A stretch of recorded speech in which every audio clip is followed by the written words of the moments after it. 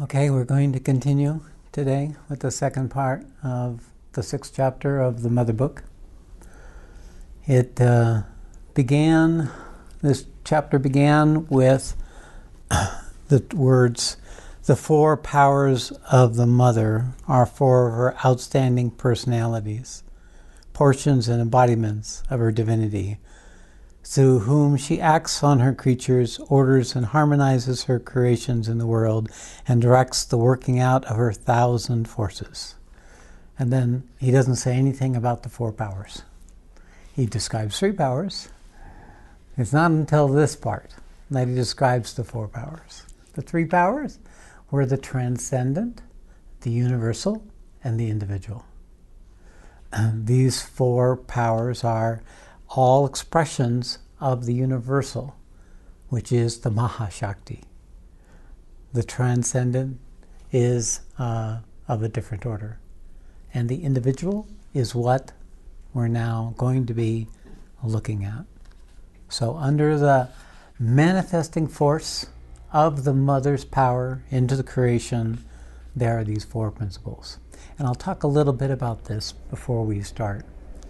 Every spiritual being, woman or man, carries the potentiality of expressing these 4 principles, major principles. There are other sub-principles that he mentions later on in the 6th chapter, but these 4 main principles are the modalities by which our manifestation takes place.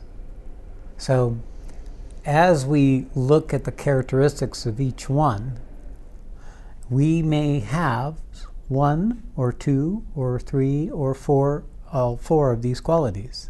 One may be dominant, and maybe one other is equal or near, and the other 2 are dormant.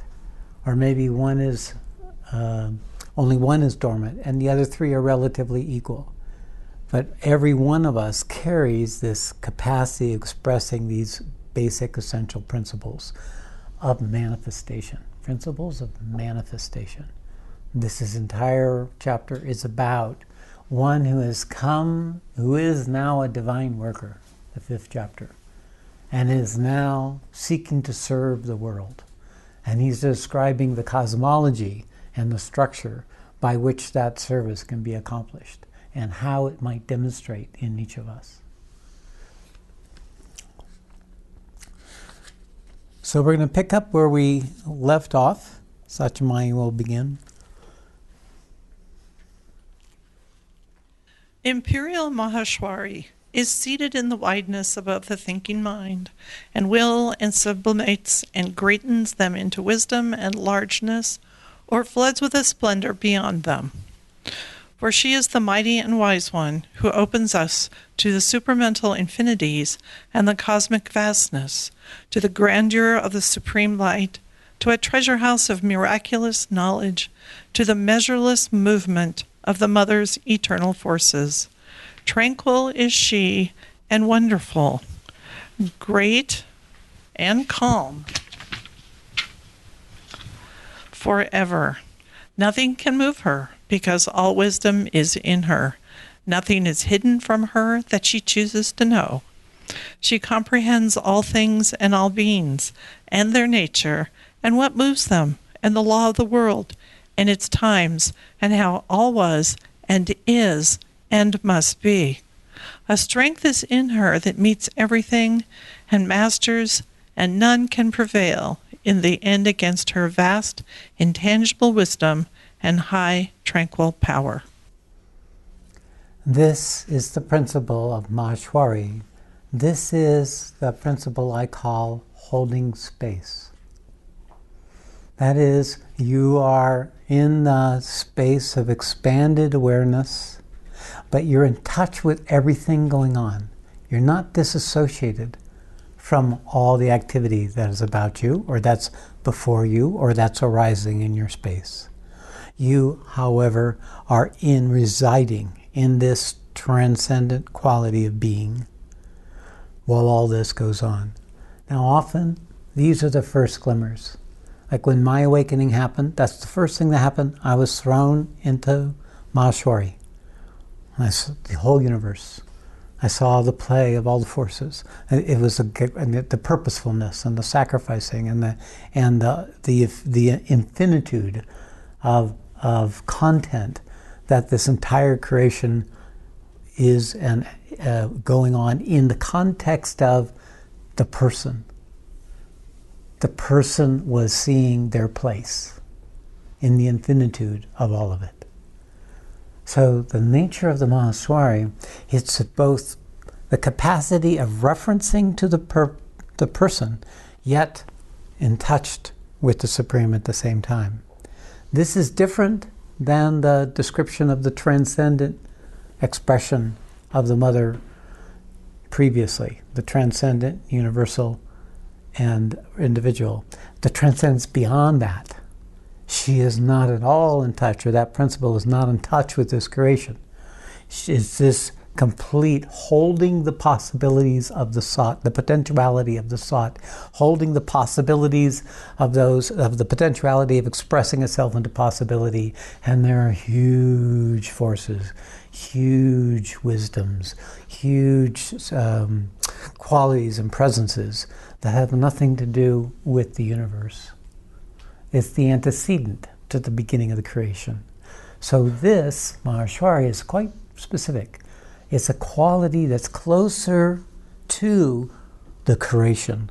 If you'll review the first section of the Mother Book, it talks about the different aspects of the Maha Shakti.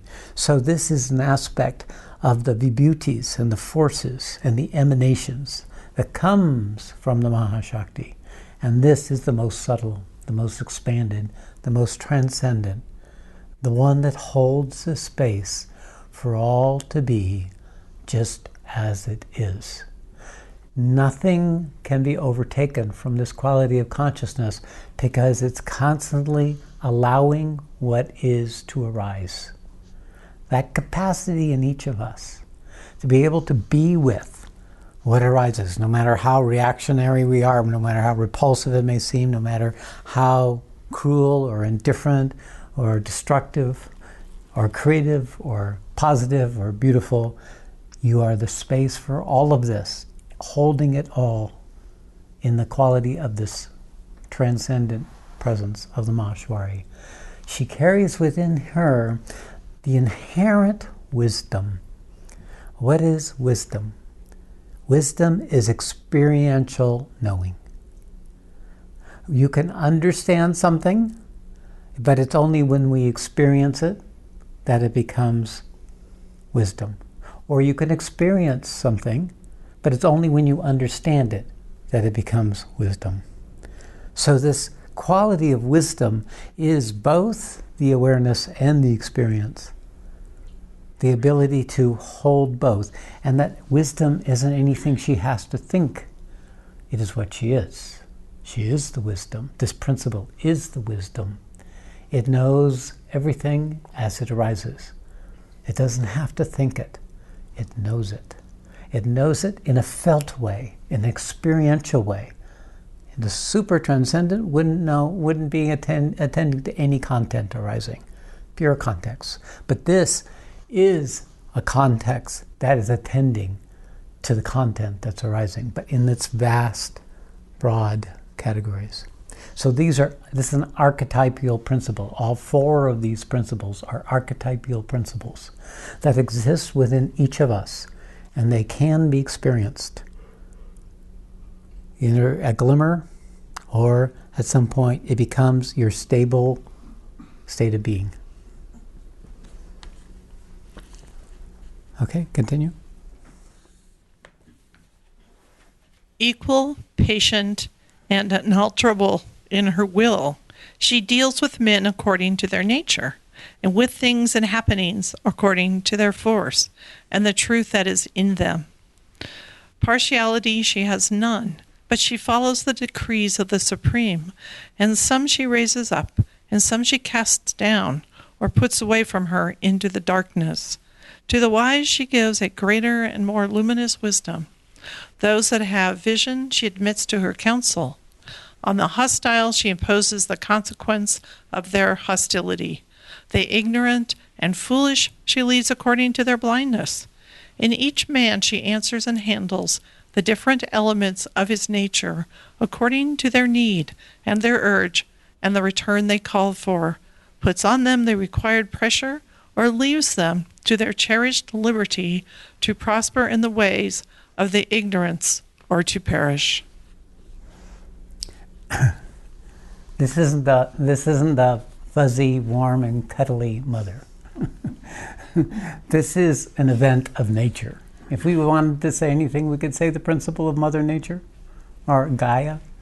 This is the principle of Mother Nature, Gaia. Yeah, she kills a whole couple 100,000 with a tsunami.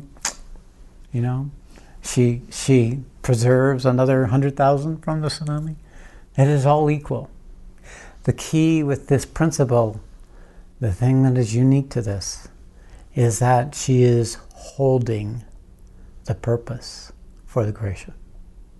She is the holder of this actualizing potentiality of the creation.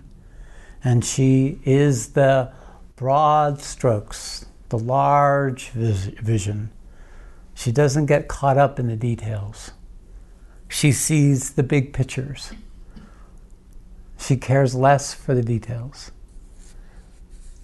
And she allows each person to go their way in their ignorance, in their stubbornness, in their judgment, in their intolerance. She's the tolerance personified. She is that which allows all the ignorance to go. She watches mankind destroy what it has created, watch our own self-inflicted wounds. For some, she sends a grace because they carry the potential, not the fact, the potential of being one of her beauties, one of her emanations. And she'll bring the grace, but she will not make it happen for the person.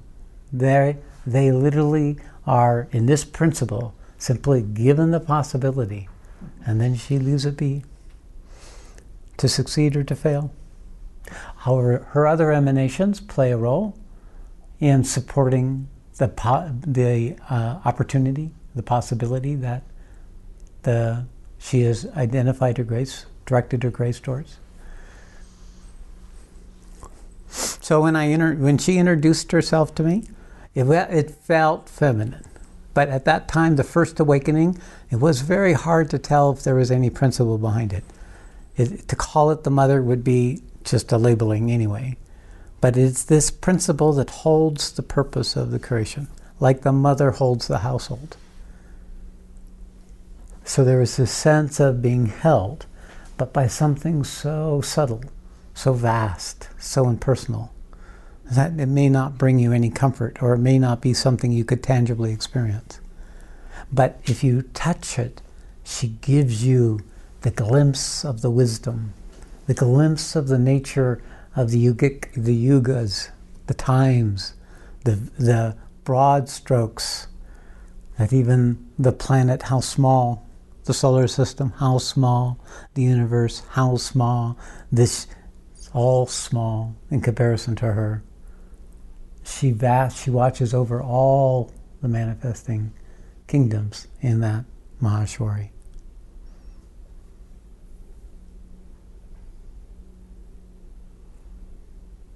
This capacity for this vastness, yet to some degree, attention to what is arising.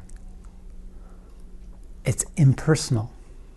You would never get a reaction out of this expression. It would always be, oh, it's fine. Don't worry, be happy. It's all good. It's all perfect.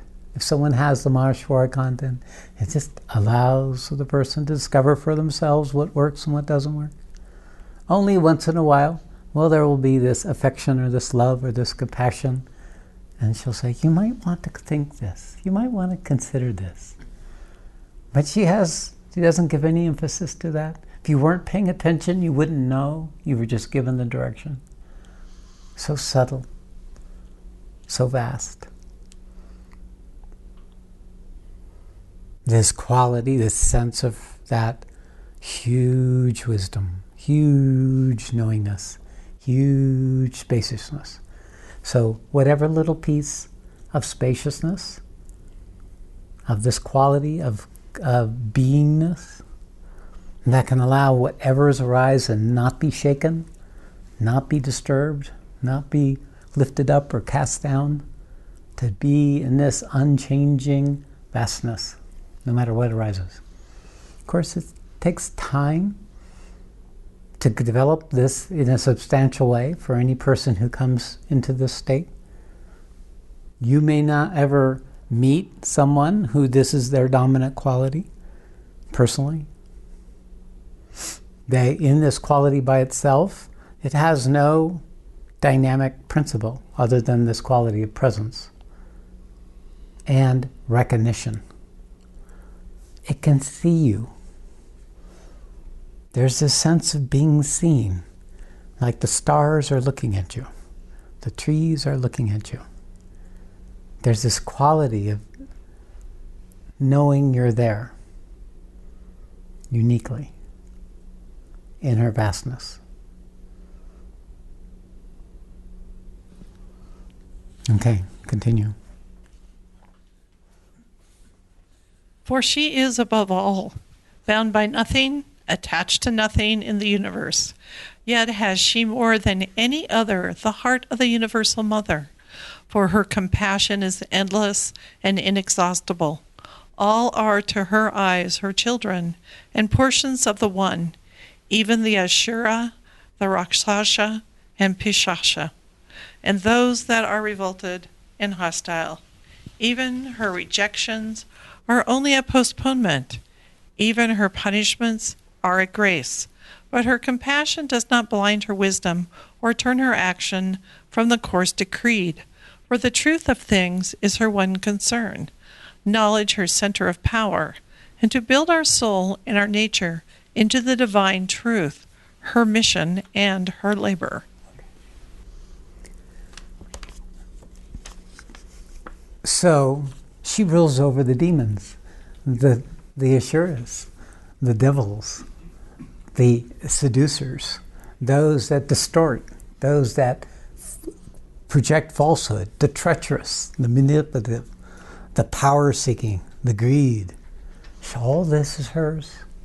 All of this, these are all expressions of this, of the necessary tools and structures, factors and qualities that are needed for the formation of the soul in its evolutionary journey. She does not blink to allow for suffering. She does not blink for periods of peace and happiness. They are equal, and they all are part of the formation of the development of the journey of the soul, which is from ignorance to knowledge, from the depths of despair to the heights of fulfillment, from powerlessness to infinite power. She's there in all the obstacles and all the tests, the lives where you were raped and pillaged and where you were cheated, where you were cruelly judged or wrongly judged. All these she holds in her wisdom. When we start complaining to the sky, she's the one who listens. Ho, ho, ho. Look at this one. For as long as it takes. She has compassion. She sees the struggle. She sees the depth of the obscurity and the despair and cry of the soul for those who are still emerging out of their ignorance and their attachment and their fears. But she has no misplaced compassion. A broad recognition of the nature of suffering that is required for the development of the soul, of its journey from unconsciousness into full consciousness. From obscurity to clarity, from bondage to freedom. It all ends up in the same place. She holds the vastness of time, the long cycles of the yugas. She has the broad perspective.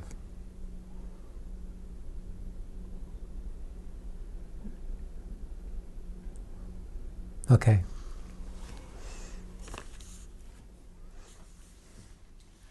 Maha Kali is of another nature. Not wideness but height, not wisdom but force and strength are her peculiar power. There is in her an overwhelming intensity, a mighty passion of force to achieve, a divine violence rushing to shatter every limit and obstacle. All her divinity leaps out in a splendor of tempestuous, I can't say it. Tempestuous action. Yet she is there for swiftness, for the immediately effective process, the rapid and direct stroke, the frontal assault that carries everything before it. Terrible is her face to the Ashura, dangerous and ruthless her mood against the haters of the divine, for she is the warrior of the worlds who never shrinks from the battle. Intolerant of imperfection, she deals roughly with all in man that is unwilling, and she is severe to all that is obstinately ignorant and obscure. Her wrath is immediate and dire against treachery and falsehood and malignity. Ill will is smitten at once by her scourge, indifference, negligence, and sloth.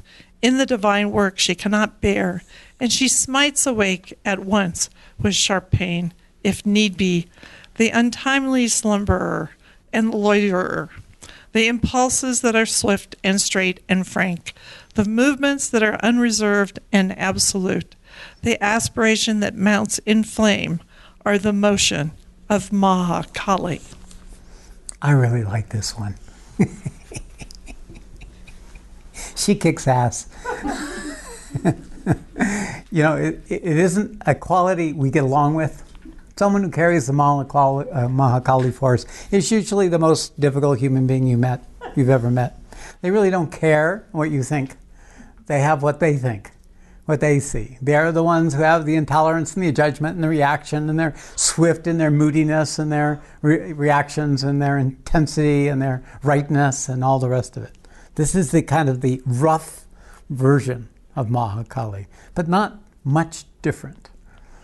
The difference with the Maha Kali is she is absolutely, totally, and without reservation here as the warrior for the Supreme.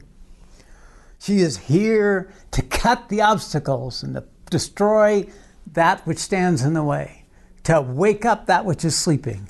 She's rude and insulting and shocking and disturbing and distressing. And it's certainly nobody you would want to have as your roommate. You would never have any peace. They carry this vital force. The nature of Mashwari is the mental, the higher mental. The nature of the Kali is the vital.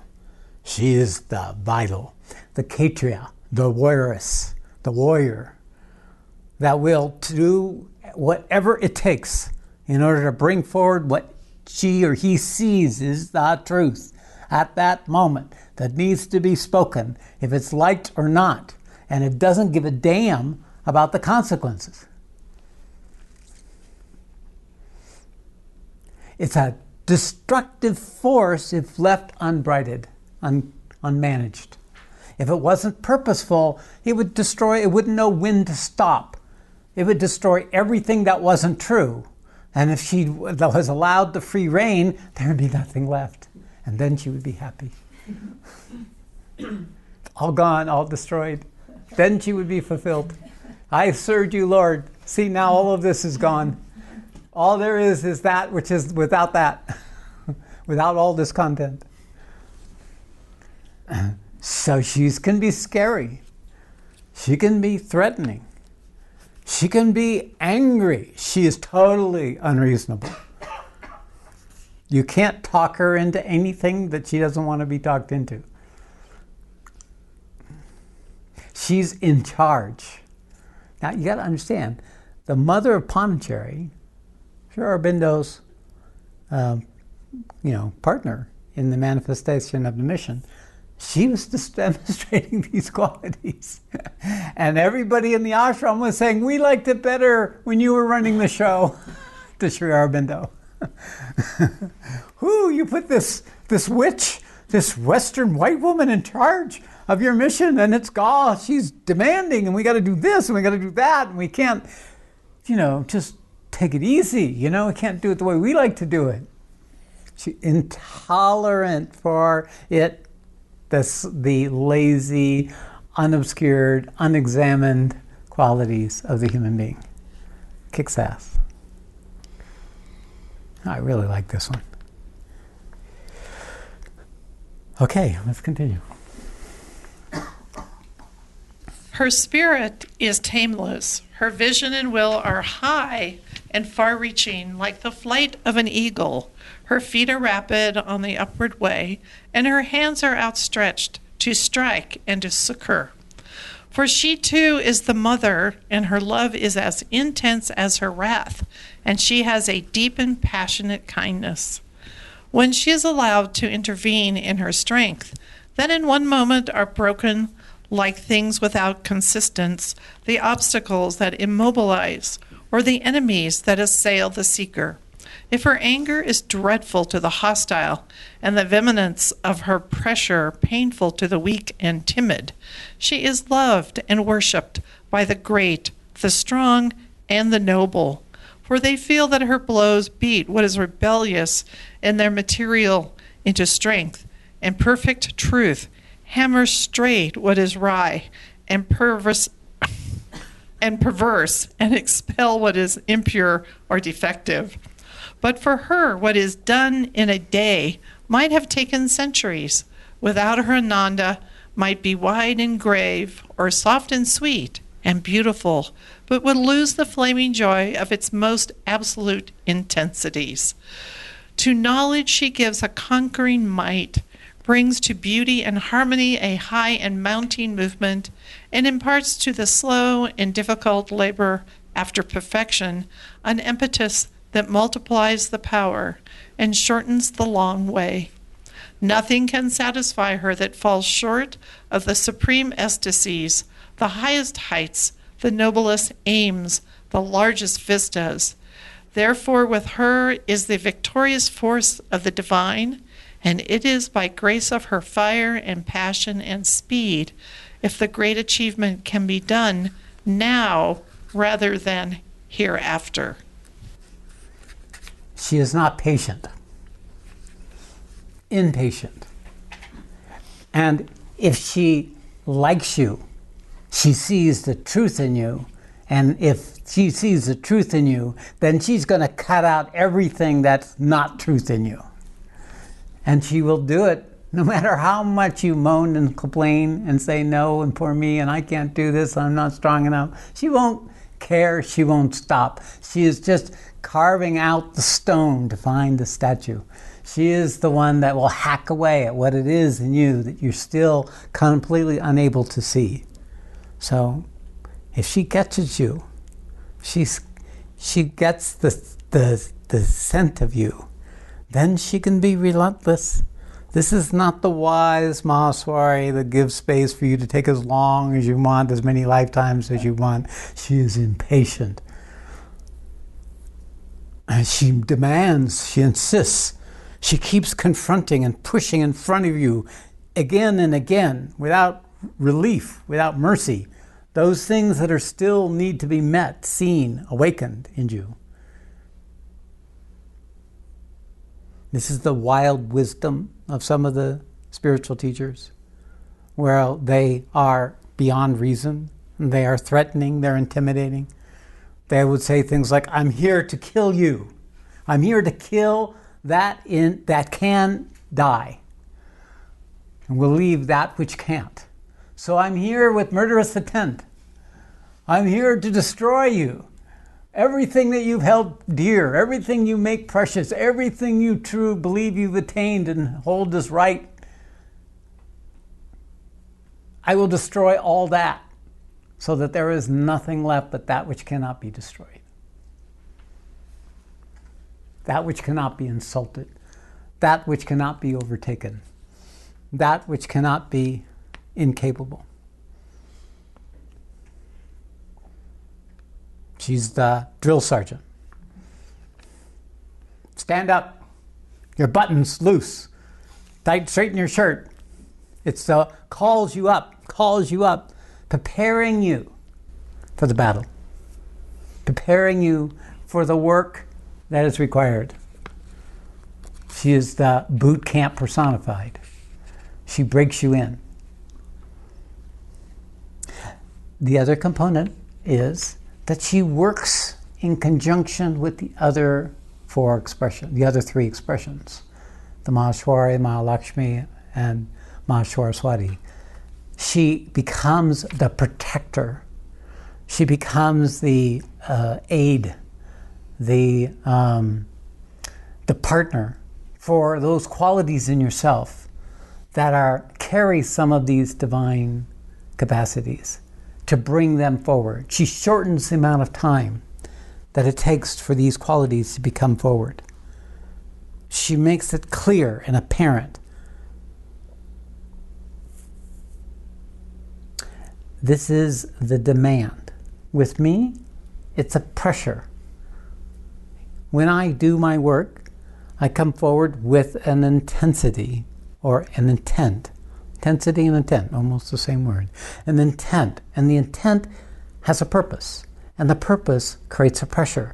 And the pressure is what moves that which is hidden, moves that which would otherwise lay dormant, to reveal what is hidden, to wake up, to make real.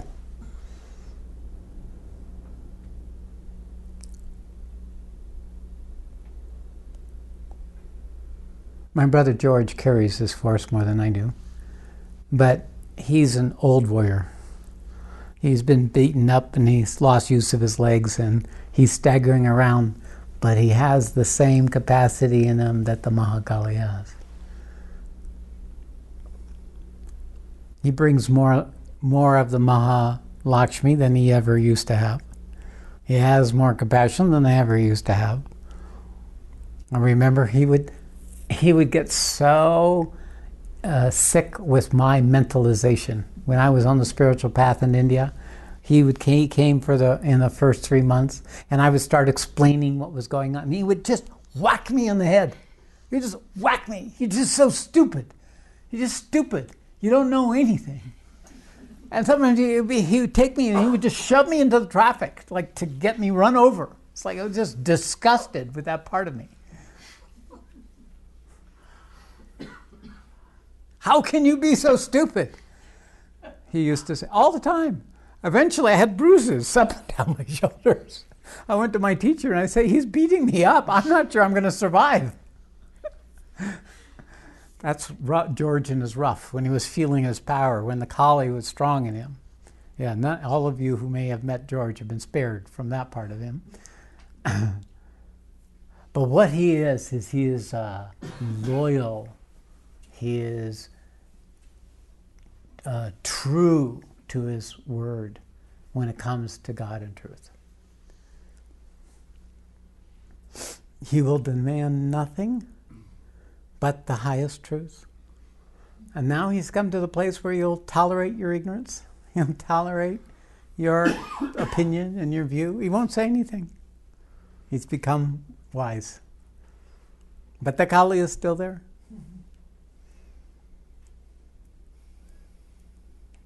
That's the male expression. The female can be quite seductive, quite alluring, attractive, powerful, interesting, forceful, immediate, direct, passionate, tempestuous, full of mood, full of reaction, total vital. One day she can love you, next day she can throw you out the window. Impetuous. Impatient, has no guilt, no shame, no hesitation.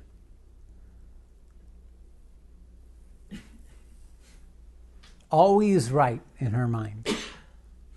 Very irritating.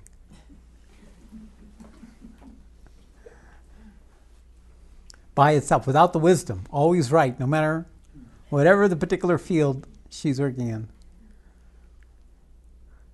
She may not have the Mashwari. Therefore, Maha Kali is the hardest person you've ever met to be with.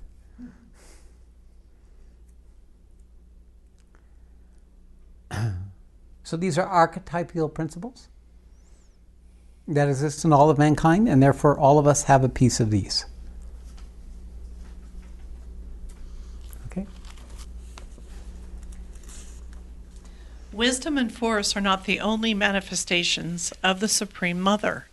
There is a subtler mystery of her nature, and without it, wisdom and force would be incomplete things, and without it, perfection would not be perfect.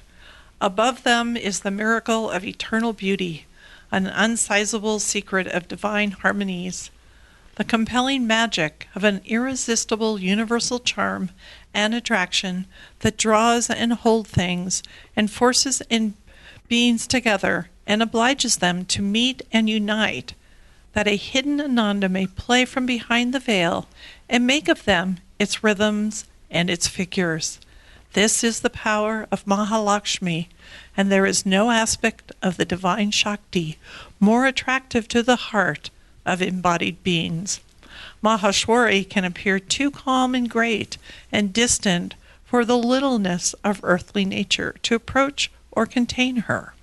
Maha Kali, too swift and formidable for its weakness to bear, but all turn with joy and longing to Maha Lakshmi, for she throws the spell of the intoxicating sweetness of the divine. To be close to her is a profound happiness, and to feel her within the heart is to make existence a rapture and a marvel. Grace and charm and tenderness flow out from her like light from the sun, and wherever she fixes her wonderful gaze or lets fall the loveliness of her smile, the soul is seized and made captive and plunged into the depths of an unfathomable bliss. Magnetic is the touch of her hands, and their occult and delicate influence refines mind and life and body, and where she presses her feet course miraculous streams of an entrancing Ananda. Sounds good, huh?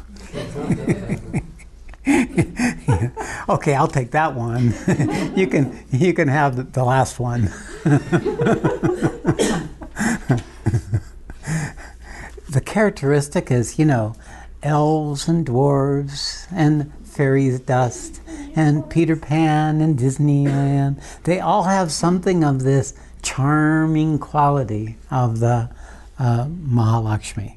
Mahalakshmi is beauty and flowers and abundance and grace, and she indulges her children in all her charms and all her beauties, her scents, her orbs, her creations. She is that lives us in this state of wonder, delight, inspiration, charm. It is this high vital, where the Kali, Mahakali, she's the low vital. She's the gut. She's the energy. The Mahalakshmi, she's the heart. She's the heart, and she brings to life all that otherwise would be mundane and ordinary. It's a quality of consciousness. I think I've shared this before, where I was in this samadhi and I am in transition. I'm coming out of samadhi and I'm in this wondrous forest, and it's just a glorious, magnificent, radiant, heaven-like forest, and I'm lying on the ground, and as I come out of the samadhi, I actually don't come out into waking consciousness. I come up into the subtle physical plane, and I'm in the ditch on the side of a road looking at weeds and garbage. And from the state of consciousness of Mahalakshmi, it was this wonderful, enchanting playland. Or the time when I was a baby walking down the steps in the diaper and I came into my parents' backyard, which was kind of a concrete wasteland with a little patch of dirt that grass probably once grew in. And all it was for me was this wonderland. It was so interesting, so complicated, so enchanting. That sense of enchantment was there when I was maybe a year and a half, 2 years old. And that quality of being enchanted by nature, enchanted by beauty, enchanted, allure, all attraction, all that is alluring, all that is attractive, all that is seductive, it all comes from the Mahalakshmi. And she carries, if not the Ananda direct, at least something of the expression of which Ananda is the basis. That experiential awareness, that sparkling hint of realities and love that are beyond the ordinary, of beauty, of harmony, of fine poetry and art, of music that lifts you, soars into different states of consciousness, of grace, of movement. It has this captivating quality that enchants the human in us. It takes the human and makes it heavenly, makes it divine-like. And that's Mahalakshmi. Even a touch of her grace relieves you of great pain and anguish and despair. Just to have a hint of that wondrousness that she carries the force for.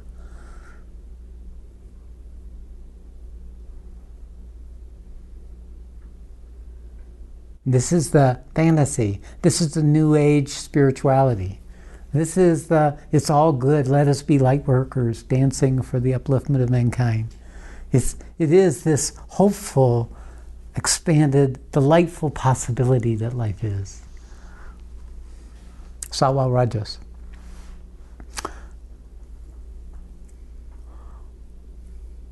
Yeah, I'm sure Mahakali has no patience for Mahalakshmi. She's probably just irritated. Why are you indulging them? Look how ignorant and stuck they are. Look at how they're unwitting instruments of ignorance. And she's, oh my dear, oh okay, I will stop doing it, Mahakali. But this sweetness, this intoxicating sweetness, this is a delicate quality. It's not something that you can access on the battlefield or in a rough and tumble course of life. There has to be a certain quality in your life so that this can be revealed to you. And there has to be something in you that still is looking for that touch, that charm, that bliss, that quality of gratitude and thankfulness and abundance that she brings. Okay. And yet it is not easy to meet the demand of this enchanting power, or to keep her presence. Harmony and beauty of the mind and soul, harmony and beauty of the thoughts and feelings, harmony and beauty in every outward act and movement, harmony and beauty of the life and surroundings. This is the demand of Mahalakshmi, where there is affinity to the rhythms of the secret world bliss in response to the call of the all-beautiful and conquered and unity and the glad flow of many lives turned towards the divine. In that atmosphere she consents to abide. But all that is ugly and mean and base, all that is poor and sordid and squalid, all that is brutal and coarse repels her advent. Where love and beauty are not or are reluctant to be born, she does not come. Where they are mixed and disfigured with baser things, she turns soon to depart, or cares little to pour her riches. If she finds herself in men's hearts surrounded with selfishness and hatred and jealousy and malignance and envy and strife, if treachery and greed and ingratitude are mixed with the sacred chalice, if grossness of passion and unrefined desire degrade devotion, in such hearts the gracious and beautiful goddess will not linger.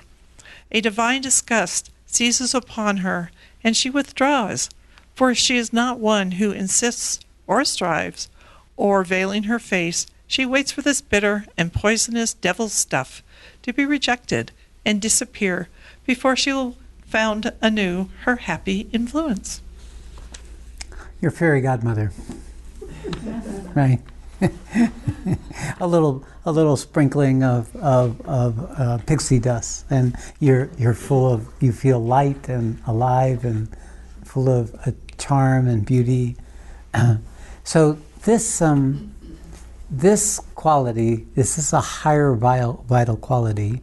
I met in India when I began to come out of my human structure of the struggle and the effort and the desire and the addictions and the habits of my personality, and it all started falling away, and my system became purer and simpler. And then I was beginning to be shown these planes of consciousness that Maha Lakshmi run. And, they are literally there. All those, idea of gremlins and pixies and elves and dwarves, these are actual, tangible domains that exist in the subtle world. They are not made up by somebody. They're actually there. I am sure the people who write fairy tales write from meeting those planes, either in their dreams or in their awareness. And these go, and that quality of the beauty and the harmony and the cooperative, it's all this quality of it continues to expand, and it becomes the heavens, where human beings who are resting between lifetimes because of their sattva end up in these transcendent, glorious places. In the lower heavens, there are tangible buildings and gardens and villages and oceans and skies and little worlds. I remember one time my teacher carried me during a samadhi and carried me up into the upper atmosphere, and I left my body fully, and I was fully conscious in my energy body. And he took me to the moon. And I came to the moon, and actually what I was seeing was the physical moon and the dimension of the beings of the moon, the world of the beings of the moon. They were concurrent, and they were beautiful gardens and people, and it was a glorious domain where people have lived for hundreds, long periods of time in complete happiness and harmony, with all the pleasures of human life without any of the densities. It actually exists, Muhammad said, when you go to heaven, you'll have, 16 concubines or 16, you can have all these things exist in the subtle dimension. They actually are there, and this is Maha Lakshmi's domain. It's not absolute truth. It's not true Ananda. It's not transformation. But it is a delightful paradise. Like we have Disneyland, right? Mm-hmm. An imaginary place where everything's safe and, it's all fun and all our fairy tales. This is a reflection of this principle that actually exists in the subtle plane. And in times before we became so mentalized, people were experiencing these things readily. They would see the elves and the dwarves, and they would see these creatures because they were seeing into the energy, the subtle energy field. The difference between this dimension and that dimension wasn't so clearly separated as it is now.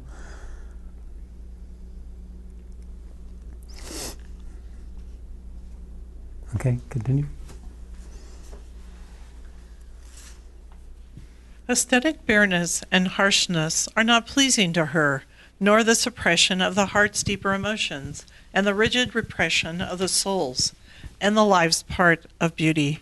For it is through love and beauty that she lays on men the yoke of the divine. Life is turned on her supreme creations into a rich work of celestial art, and all existence into a poem of sacred delight. The world's riches are brought together and concerted for a supreme order, and even the simplest and commonest things are made wonderful by her intuition of unity and the breath of her spirit. Admitted to the heart, she lifts wisdom to pinnacles of wonder and reveals to it the mystic secrets of the ecstasies that surpasses all knowledge, meets devotion with the passionate attraction of the divine, teaches to strength and force the rhythm that keep the might of their acts harmonious and in measure, and casts on perfection the charm that makes it endure forever. So, the kids had it right. I'll never grow up. Because we had this. We had access to this when we were children. Not all of us. Some of them are too, or most of us are too traumatized to have had much of that. But you can have it when you are hiking through the woods and you walk into an area where it's a grotto and there's a pond and you're by yourself and there's the dragonflies and the wind blowing through the trees, and there's the scents and the smells. In that moment, something is touched in your heart. Something is touched in your awareness. You're touched by a quality of harmony and beauty and order, and this recognition of the delight of being becomes available to you. So these are qualities, all of these are qualities that can be felt in our bodies.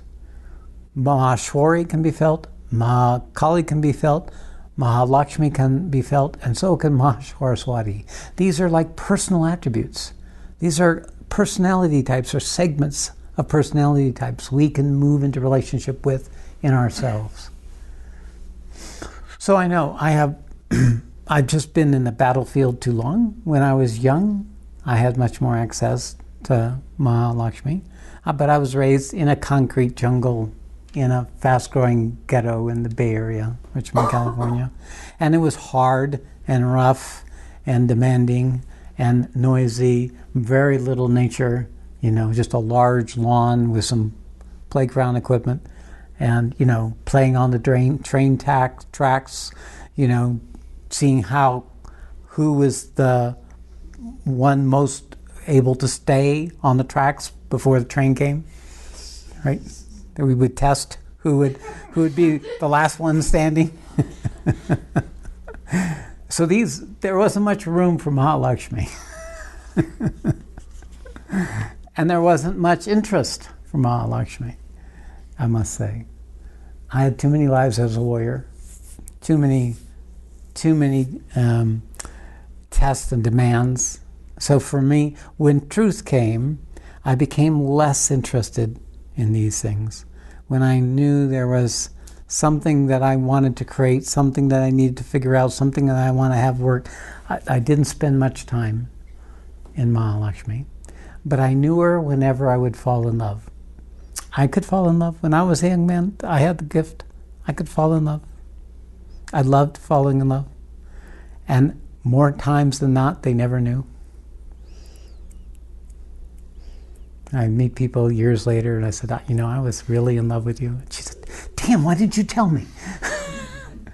There was just something in me that would rather be in the loving someone than actually knowing them. It was better in the fantasy than it was in the reality. I had a good instinct. Until my sexual drive got me in trouble. So prior to that, infatuation was the playland. So I knew Mahalakshmi in that ability to love and the charm that life becomes when you find someone you love.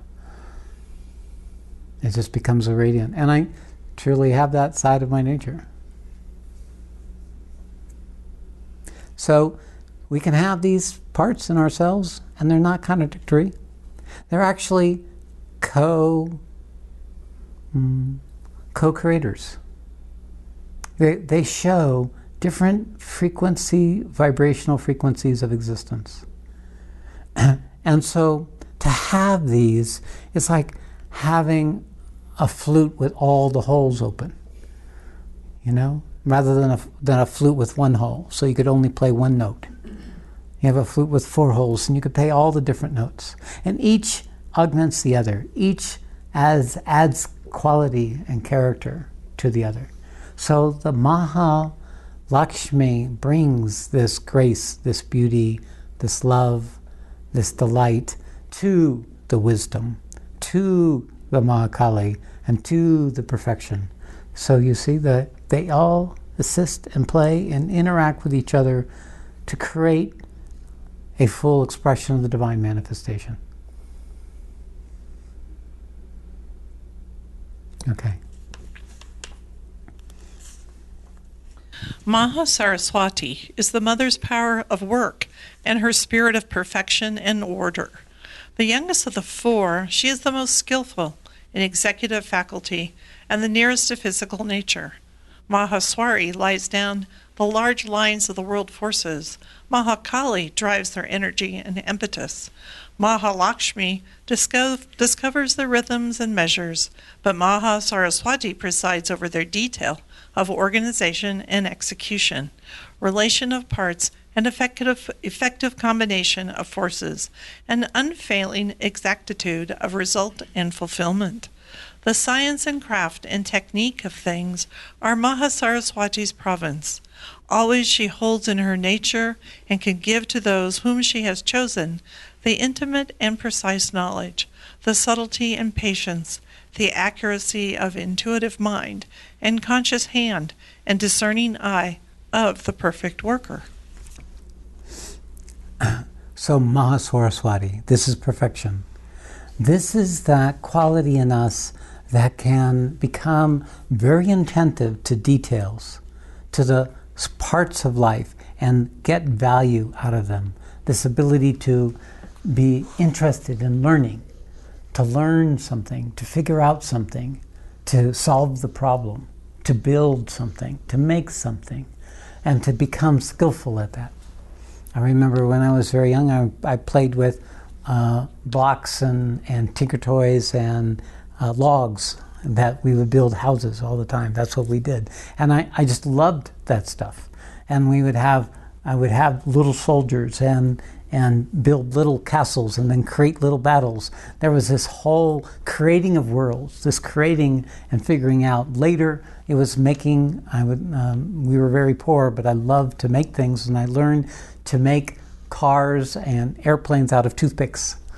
And it was just becoming, in the time that I would do the work, I was so engaged in how to bring the pieces together so that it could be assembled so that the final product would look like what I wanted it to look like.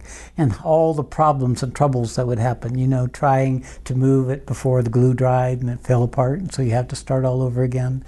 So they developed this quality of persistence and patience and attention to detail to discover what it took in order for it to stay together.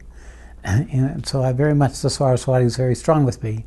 I loved models. I built many model airplanes. I learned how to build model airplanes that flew. You literally had to, a replica, almost an entire replica of a real airplane with little motors driving the flaps and the wings and the engines and the motors. And I would detail the cockpits where there would be dials and instruments and pedals that actually moved with the rudders and all this kind of stuff. So this attention to detail and the quality of consciousness that I would be in would be like an enrapture, an enthrallment. And I would just lose, time would just fly by while I was working in any one of these projects I would create.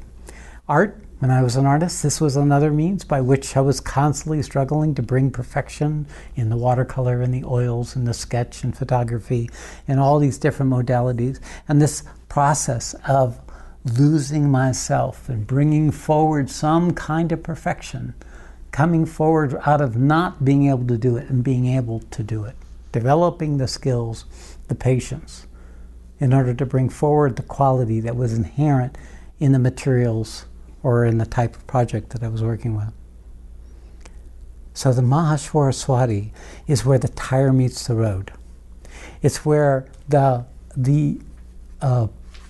potentiality of the sought through the Mashwari becomes a possibility, and as it goes into Mahakali and Mahalakshmi, it starts actualizing it. But it is the Maha Saraswati that makes it real. It's that gives it a base. It gives it a place. It gives it a structure by which it can sustain itself. So all of the other three powers are dependent on this capacity to bring it down into the nuts and bolts, the details. God lies in the details. The manifestation lies in the details. So if we don't have the Mahashwari, we can work, Mahashwaraswati, we can work in the large dimensions, the big vistas, but we can't bring it into the creation. We work with Mahalakali and we're just as likely to cause as much destruction as creation. Mahalakshmi, we create a playland that goes nowhere. But in the Mahashwaraswati, we make it real. We make it happen. We bring it into existence. This is where the real effort is. This is where we take our realizations and make them lived.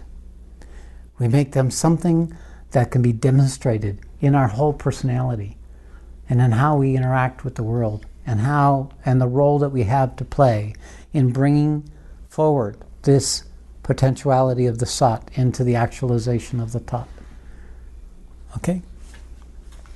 This power is the strong, the tireless, the careful and efficient builder, organizer, administrator, technician, artisan, and classifier of the worlds. When she takes up the transformation and new building of the nature, her action is laborious and minute, and often seems to our impatience slow and interminable. But it is persistent, integral, and flawless, for the will in her works is scrupulous, unsleeping, indefatigable. Leaning over us, she notes and touches every little detail, finds out every minute defect, gap, twist, or incompleteness, considers and weighs accurately all that has been done and all that remains still to be done hereafter. Nothing is too small or apparently trivial for her attention. Nothing, however, impalpable or disguised or latent can escape her. Molding and remolding, she labors each part till it has attained its true form, is put in its exact place in the whole, and fulfills its precise purpose. Because of the existing order, at any one time, in any one era, in the sphere of your world,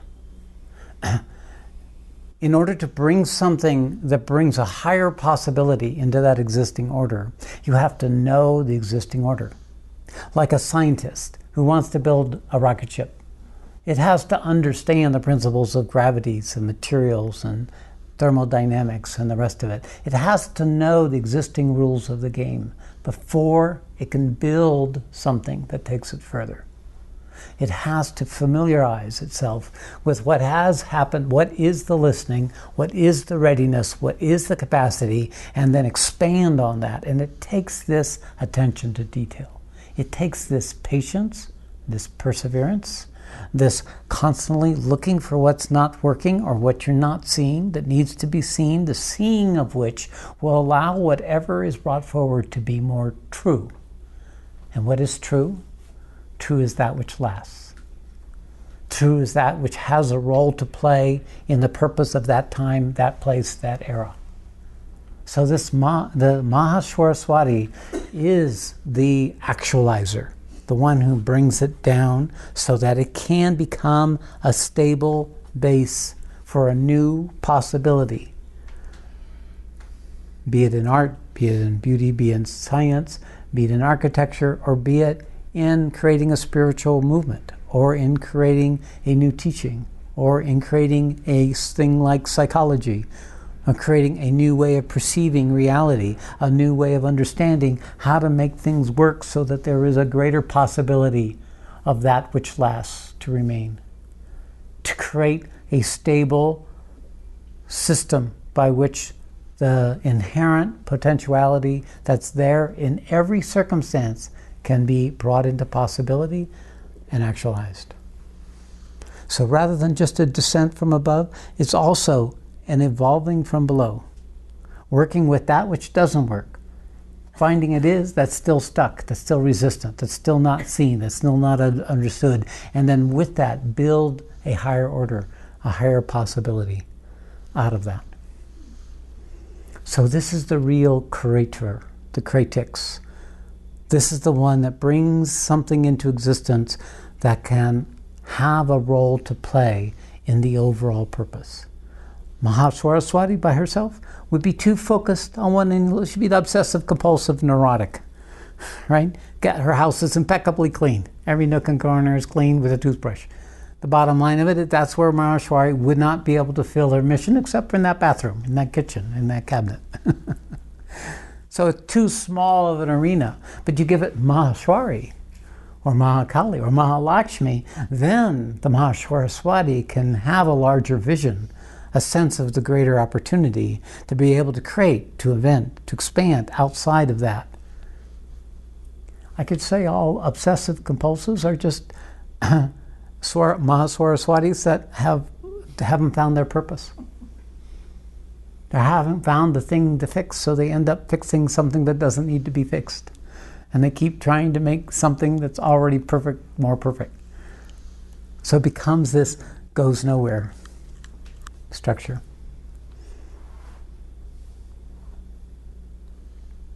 All right, continue. In her constant and diligent arrangement and rearrangement of things, her eye is on all needs at once and the way to meet them, and her intuition knows what is to be chosen and what rejected, and successfully determines the right instrument, the right time, the right conditions, and the right process. This recognition of time and resources and available capacities, this is also Mahaswaraswati.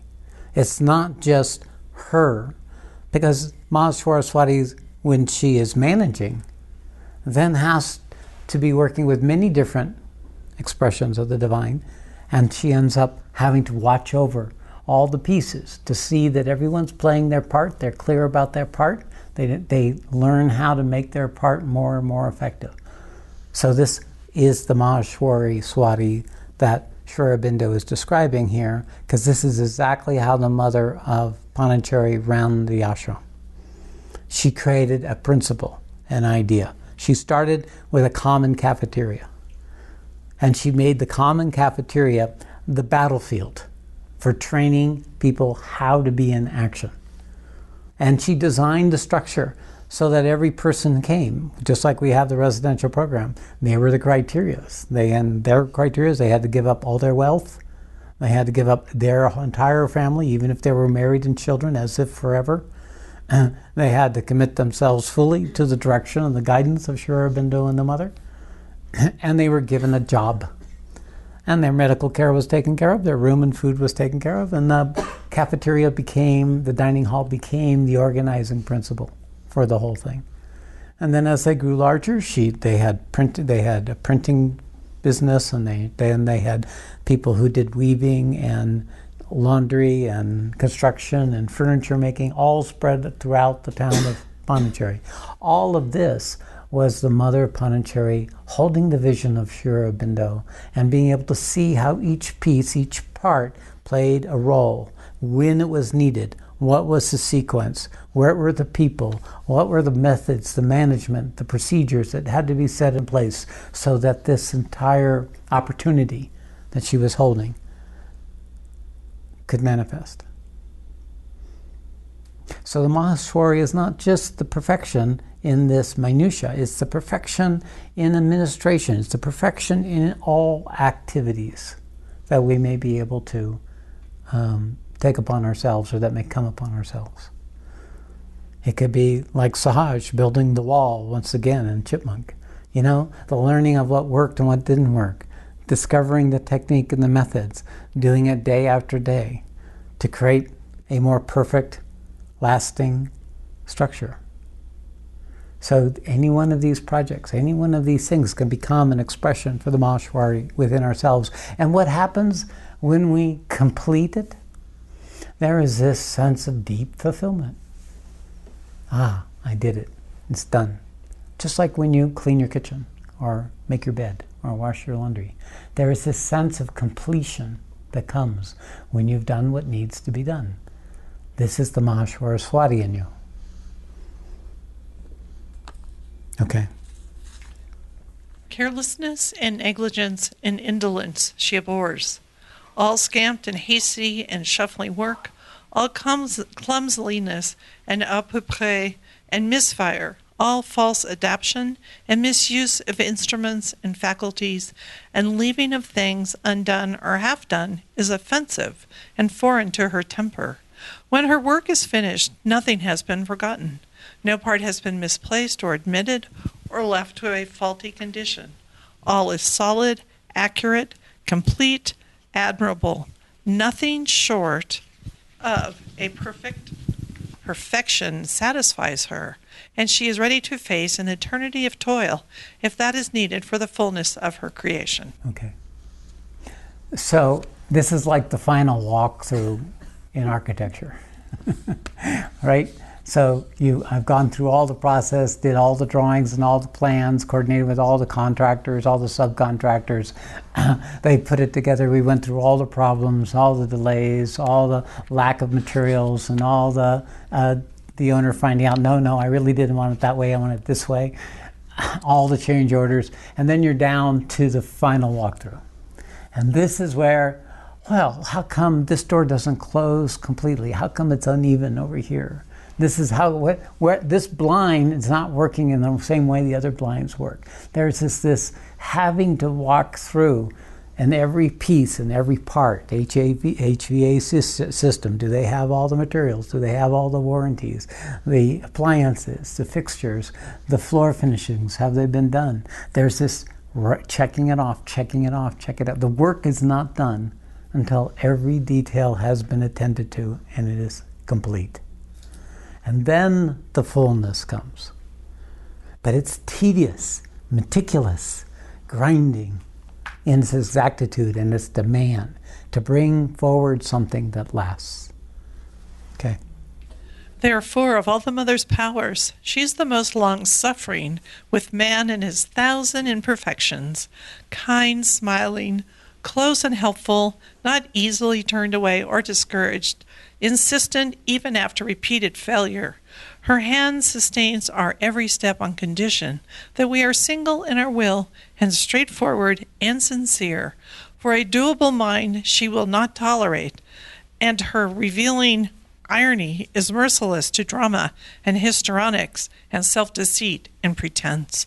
A mother to our wants, a friend in our difficulties, a persistent and tranquil counselor and mentor, chasing away with her radiant smile the clouds of gloom and fretfulness and depression, reminding always of the ever-present help, pointing to the eternal sunshine. She is firm, quiet, and persevering in the deep and continuous urge that drives us toward the integrality of the higher nature.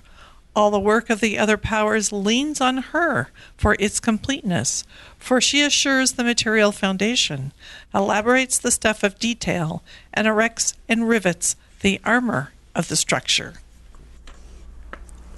So, the qualities of perfection that I know doesn't necessarily include all these sunny qualities.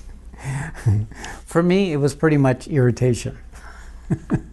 I think perhaps because in my nature, when I was an architect, I still had desire. I still had what I'd rather be doing than this. And I probably didn't have Mashwari to the full extent for the work I was doing as an architect.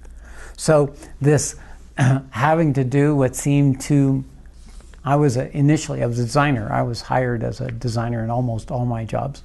And when I owned my own business, I had to learn how to do the Maha Shakti.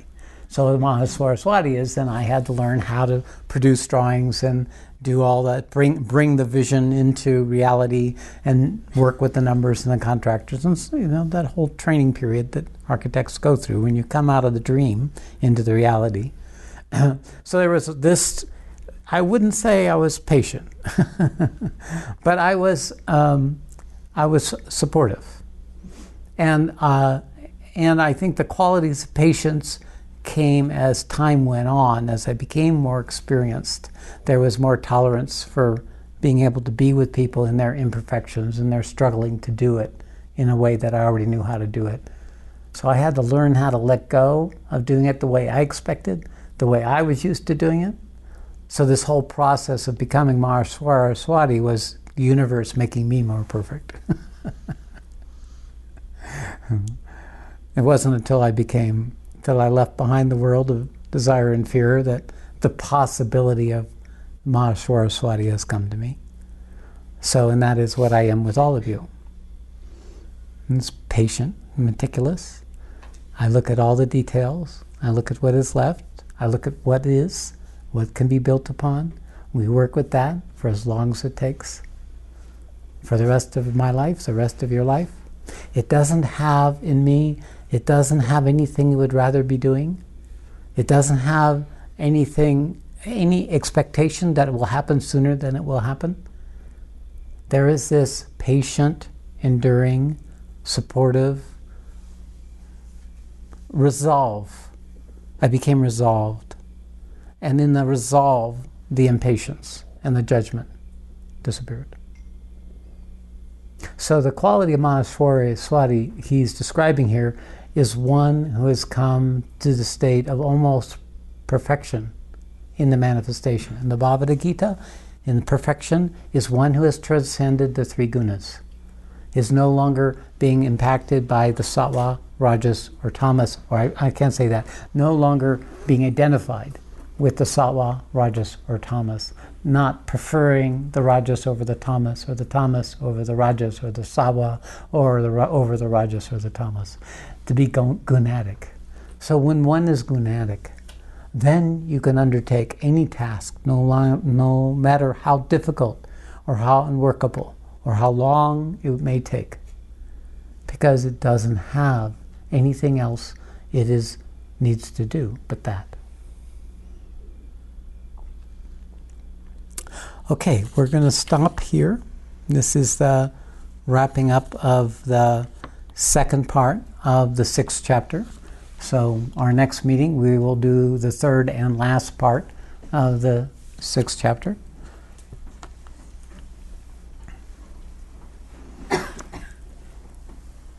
The one thing I did want to stress is that all the inner relation, it's a useful chapter to read, this second part of the 6th chapter, to see how all these interrelate to the other.